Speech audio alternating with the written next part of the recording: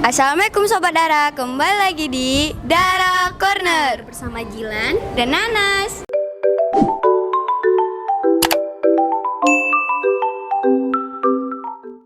Memperingati Hari HIV/AIDS pada tanggal 1 Desember, nah Dara Corner hari ini spesial akan membahas tentang HIV/AIDS. Nah, Sobat Dara pada tahu nggak sih apa itu HIV/AIDS? HIV adalah virus yang menyerang kekebalan tubuh manusia sehingga manusia mengalami kewalahan. Sedangkan AIDS adalah penyebutan untuk orang yang mengalami HIV.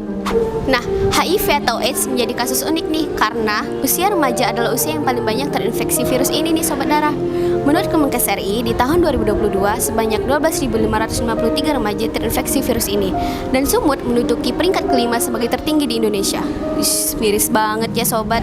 Dan hari ini kita akan ngebahas tentang HIV/AIDS bersama narasumber kita yaitu Kak Ai. Beliau alumni jurusan Fakultas Kesehatan Masyarakat USU nih teman-teman. Assalamualaikum warahmatullahi wabarakatuh. Halo Sobat Dara, perkenalkan nama kakak Aini. Kakak adalah alumni Fakultas Kesehatan Masyarakat USU. Dan saat ini aktivitas kakak adalah seorang aktivis dakwah Islam dan Warobatul Baib. Nah, persoalan pertama, bagaimana sih pendapat Kak Ai tentang mengapa banyaknya remaja terkena HIV/AIDS? Ya, jadi kalau ditanya apa sih yang menyebabkan remaja itu tertular HIV/AIDS, jadi adik-adik perlu kita ketahui ya, cara penularan HIV/AIDS itu ada dua. Yang pertama itu bisa dari cairan kelamin gitu ya, yang ini tentu diakibatkan oleh seks bebas, begitu ya.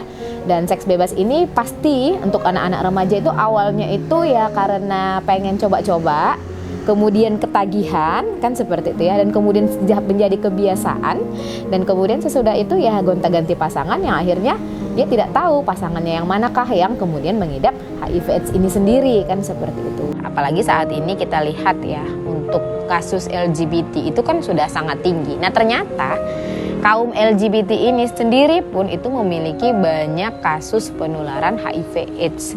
Nah, di data gitu ya tercatat 1.241 kasus yang mengenai perempuan yang suka perempuan. Kemudian untuk laki-laki meningkat 4 kali lebih tinggi gitu ya daripada perempuan dengan perempuan tadi, yaitu 4.702 kasus seperti itu. Nah, ini tentu sangat mengkhawatirkan ya. Bayangkan kalau para laki-laki ini menikah dengan perempuan, berarti menularkan lagi dengan yang lainnya. Nauzubillah kan seperti itu. Jadi penyimpangan seks itu juga memberi kontribusi yang sangat besar terhadap penularan HIV/AIDS di kalangan remaja. Nah, kemudian yang kedua tadi, kenapa banyak remaja yang terkena HIV/AIDS? Yang kedua itu adalah dari penularan darah. Bagaimana terjadinya penularan darah ini? Ya bisa jadi dari transfusi darah yang tidak steril begitu ya. Karena mungkin alat kesehatan yang mungkin digunakan berkali-kali, atau bahkan para pengguna narkoba yang ganti-gantian menggunakan suntik kan seperti itu. Nah, itu bisa menjadi pintu terkenanya para remaja virus HIV/AIDS ini tadi. Wih, ternyata penyebab dari HIV atau AIDS itu adalah kerusakan dari masyarakat itu sendiri ya teman-teman. Nah, kalau dilihat dari situ, kenapa sih remaja tuh harus peduli soal HIV? Yuk kita simak sama-sama yuk. Saat ini kasus HIV/AIDS itu semakin tinggi ya. Kalau dilihat data tahun 2022 ke 2023 itu kenaikannya itu sebesar 69%. Nah, ini mengkhawatirkan sekali kan seperti itu. Nah, sehingga para remaja ini harus peduli dengan permasalahan-permasalahan HIV/AIDS ini tadi begitu. Apalagi pada saat ini banyak kasus pelecehan seksual gitu ya. Ini kan akhirnya memberikan peluang besar juga untuk tertularnya HIV/AIDS ini tadi begitu. Dan kemudian adik-adik remaja, kita harus sadar kita ini hidup di zaman yang memang pergaulan bebas itu sangat marak kan seperti itu, sehingga siapapun bisa berpeluang tertular untuk HIV/AIDS ini tadi begitu kan. Tidak mungkin ya kalau kita mau temenan nih sama teman-teman kita terus sedikit-sedikit kita tanya, kamu penderita HIV nggak, kamu penderita HIV nggak, kan seperti itu, untuk kemudian kita menjaga diri kita umpamanya begitu kan. Garing sekali kan. Penderita HIV/AIDS itu jangan dibayangkan yang tergeletak di tempat tidur aja ya adik-adik ya.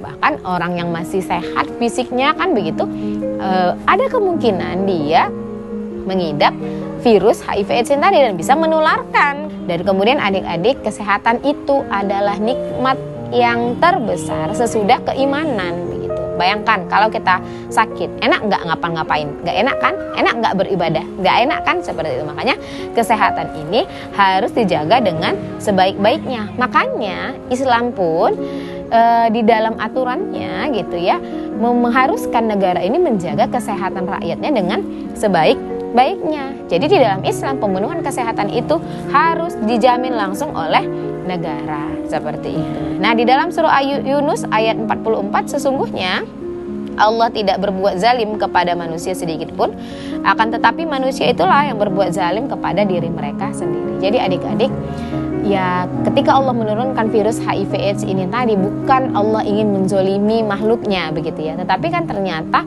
perbuatan kita lah yang akhirnya membuat virus HIV AIDS ini ada dan tertular di antara manusia begitu. Perbuatan manusia yang menzolimi dirinya inilah yang akhirnya membuat virus HIV AIDS ini menular begitu ya. Kalau kita lihat sejarahnya dari mana HIV AIDS ini terjadi, kan ternyata dari penyimpangan seksual kemudian berkembang dengan pergaulan-pergaulan bebas begitu.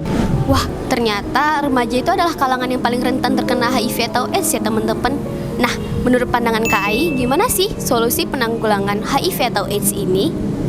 Ya, jadi kalau kita lihat solusi penanggulangan HIV AIDS saat ini nggak sampai ke akarnya ya, Dek ya. Sehingga kalau kita lihat berarti solusi yang selama ini diberikan itu gitu ya, tidak benar-benar bisa menyelesaikan permasalahan HIV AIDS ini. Apalagi Dek, kalau kita lihat faktanya gitu ya, hari ini virus HIV itu sudah koinfeksi dengan MPOX. Jadi sekarang ada namanya virus MPOX HIV, dan tentu ini berbahaya juga. Nah, kemudian kalau dilihat Dek, sebenarnya kesehatan ini kan adalah persoalan ekonomi dan HAM. Ya, sehingga yang akhirnya mampu untuk menyelesaikan permasalahan kesehatan ini kan tidak bisa individu-individu ya, kan begitu ya, atau tidak bisa sekelompok-sekelompok masyarakat ya, tetapi kan memang harus benar-benar negara yang menyelesaikan permasalahan ini tadi, begitu. Nah, sedangkan negara pada saat ini itu berfungsinya itu untuk membuat aturan bagi kepentingan korporasi-korporasi, begitu ya, khususnya yang bergerak di bidang kesehatan. Jadi kalau kita lihat solusi dari negara pun hanya solusi kalau bisa dikatakan ya seperti wacana saja. Umpamanya ketika negara memberikan solusi A, B, C, D ya, mungkin adik-adik juga pernah dengar ada abstinence gitu ya, be faithful, kemudian use kondom, kemudian no drug, kan begitu ya. Umpamanya kena HIV, ya semangat untuk sembuh, harus tetap semangat, harus tetap powerful, kan seperti itu. Atau be faithful begitu ya, yakin gitu ya pasti akan sembuh begitu. Nah, itu kan kalau bisa dikatakan ya wacana ya begitu ya. Sedangkan kalau kita tahu bagaimana untuk menyembuhkan HIV AIDS ini adalah sangat sulit.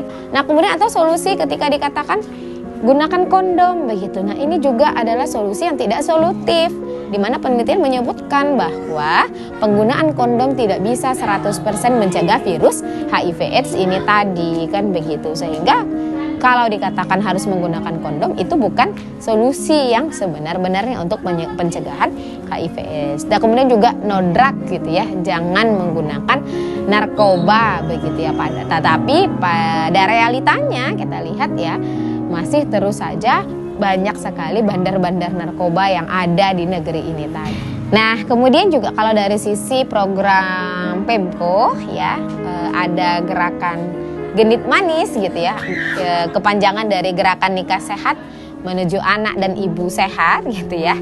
Nah, ini juga kalau bisa dikatakan ya cukup wacana ya gitu ya. Umpamanya kalau kita pikirkan bagaimana kita bisa nikah sehat sedangkan pergaulannya itu gak sehat, kan begitu. Banyak gak dia orang yang kemudian terkena HIV AIDS itu dari suaminya? Banyak, kan begitu. Kenapa? Karena ternyata permasalahannya bukan nikah sehatnya, tetapi permasalahannya adalah pergaulan bebasnya. Nah, kemudian adik-adik ya, walaupun menggunakan kontrasepsi, ingat ya, itu tidak bisa mencegah penularan HIV AIDS secara 100%. Maka solusi sebenarnya untuk HIV AIDS ini tadi agar dia selesai permasalahannya adalah dengan menghindari seks bebas begitu. Nah, itu tadi kan solusi dari segi kesehatan. Bagaimana sih solusi di dalam Islam tentang penanggulangan HIV AIDS? Yuk kita simak yuk penjelasan Kak Ai. Ya, jadi Islam itu rahmatan lil alamin ya Dek ya. Islam itu adalah agama yang sempurna yang memiliki solusi atas segala permasalahan-permasalahan manusia. Justru kalau kita lihat banyaknya permasalahan yang terjadi pada saat ini karena kita tidak benar-benar menerapkan Islam secara kafah, secara keseluruhan, termasuk permasalahan HIV/AIDS ini tadi. Jadi kalau di dalam Islam untuk memutus rantai HIV/AIDS ini adalah dengan mencegah seks bebas itu tadi gitu. Jadi di dalam Islam pendidikan seks itu tidak akan menjadi ancaman bagi hidup kaum muslimin. Kenapa? Karena sistem pergaulan yang diberikan atau sistem pergaulan yang ada gitu ya di dalam negara Islam itu begitu adalah sistem pergaulan yang sesuai dengan syariat Islam. Nah, kemudian dari sisi negara gitu ya, negara itu berfungsi sebagai pewujud puncak capaian untuk menjaga akal, jiwa, agama, harta negara, keturunan serta nasab gitu. Jadi aturan-aturan Islam itu menjaga 7 ini tadi begitu. Nah, kemudian di dalam surah Al-Isra ayat 32 yang artinya dan janganlah kamu mendekati zina. Sesungguhnya zina itu adalah sesuatu perbuatan yang keji dan suatu jalan yang buruk, kan seperti itu. Nah, ini adalah larangan dalam Islam untuk tidak mendekati zina. Bayangkan nih adik-adik, mendekati zina saja kita itu tidak diizinkan, apalagi sampai melakukan perzinahan seperti itu. Jadi tentu ini adalah cara yang sangat ampuh, cara yang sangat efektif. Karena itu Islam bisa menyelesaikan permasalahan HIV/AIDS ini tadi, kan begitu ya. Belum lagi dari sisi hukuman yang diberikan oleh Islam gitu ya, ketika terjadi gitu ya perzinahan. Umpamanya muda-mudi yang belum menikah, ketika mereka itu melakukan perzinahan, maka hukumannya itu adalah dicambuk 100 kali. Ketika yang sudah menikah, maka hukumannya itu adalah dirajam, kan seperti itu. Dan kemudian ketika itu terjadi begitu ya, itu akan memberi pelajaran bagi orang-orang yang melihatnya sehingga nggak akan ada yang mau. Nah, kemudian juga dari sisi tadi dikatakan juga cukup besar ya penyebaran gitu ya untuk di kalangan LGBT itu tadi begitu. Nah, Islam juga sudah punya solusinya begitu ya. Di dalam hadis riwayat Tirmizi, Abu Daud, Ibnu Majah dan Ahmad dikatakan, barang siapa yang kalian dapati melakukan perbuatan kaum Lut, maka bunuhlah kedua pelakunya. Jadi begitulah solusinya di dalam Islam. Wah, Masya Allah sekali penjelasan dari KAI. Nah, terakhir nih ada penjabaran dan juga tips and trik dari KAI agar remaja di Sumut terhindar dari HIV. Ini dia. Ya, jadi adik-adik tips and trik agar kita itu tidak terkena HIV/AIDS yang pastinya tinggalkan pergaulan bebas. Jangan sekali-sekali mendekati pergaulan bebas ya. Jadi memang sistem saat ini itu sangat mempengaruhi naiknya penderita HIV/AIDS karena tadi sistem pergaulan bebas yang terjadi. Kemudian pelakunya begitu ya atau penderitanya itu akan diminta dibela begitu ya, bukannya kemudian merasa bersalah begitu ya, tapi justru mereka diminta untuk diakui eksistensinya. Nah, ditambah lagi kalau kita lihat di media gitu ya, baik itu media sosial begitu ya atau kemudian di TV gitu ya, kita bisa lihat bagaimana kalau ceritanya nggak ada cinta-cintaannya, nggak ada romantis-romantisnya, itu seolah-olah nggak enak gitu ya kisahnya, kan seperti itu ya kan, sehingga pada saat ini kita lihat baik industri film, komedi itu nggak laku kalau nggak pakai bumbu-bumbu cinta ya kan Dek. Makanya adik-adik untuk tips yang kedua harus benar-benar mampu untuk memilih tontonan apa yang dilihat begitu ya, agar kemudian kita tidak terikut dengan hal-hal yang salah begitu. Sebagai remaja yang smart gitu ya, adik-adik kita harus peduli dalam permasalahan HIV/AIDS ini tadi. Adik-adik harus cari komunitas yang baik agar adik-adik itu terjaga di lingkungan yang baik. Adik-adik harus punya komunitas dakwah agar bukan hanya sekedar terjaga, tapi kita juga tahu mana yang baik dan mana yang benar. Dan kemudian setelah itu bukan hanya sampai ke diri kita aja, tapi kita juga harus ajak teman-teman kita untuk ada di dalam komunitas-komunitas yang baik.